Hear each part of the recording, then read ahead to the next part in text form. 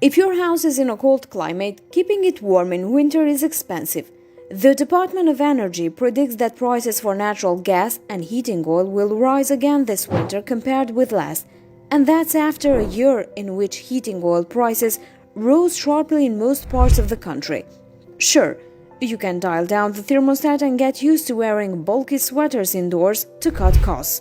But if you have got an unfinished attic, giving it proper insulation is one of the simplest ways to keep a lid on your heating bill this season. It's a DIY project you can tackle in a weekend, and the savings you will get add up every year.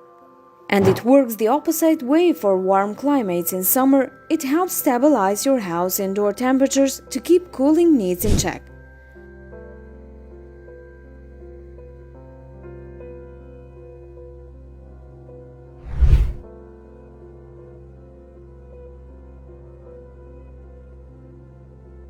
But if the floor is covered in plywood, you can't stuff enough insulation beneath it to do the job sufficiently, not even in warm climates.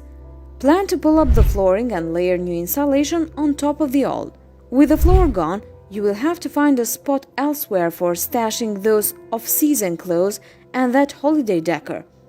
Insulation fibers are packaged in bags and blown in place to the desired depth and density using special machinery you can rent from a home center. You can pour the fill in place and spread it manually, but the process is much more labor-intensive and the results won't be nearly as good. This flexible insulation materials is most often packaged in rolls that come in various thicknesses and standard widths, usually 16 inches and 24 inches, to fit between joists or studs in a house framing. They come with or without a paper or foil facing that acts as a vapor barrier.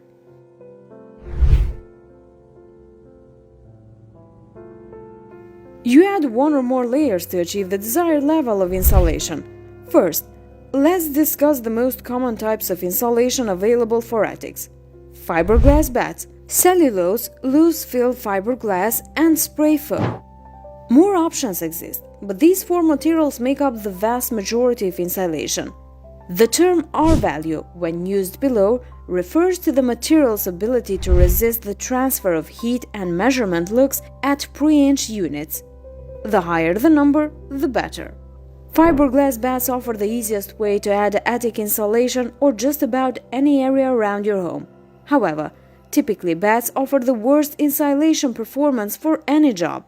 But grabbing a bundle at the store and rolling it out takes little effort, so people use them frequently. Thanks for watching. Until next time.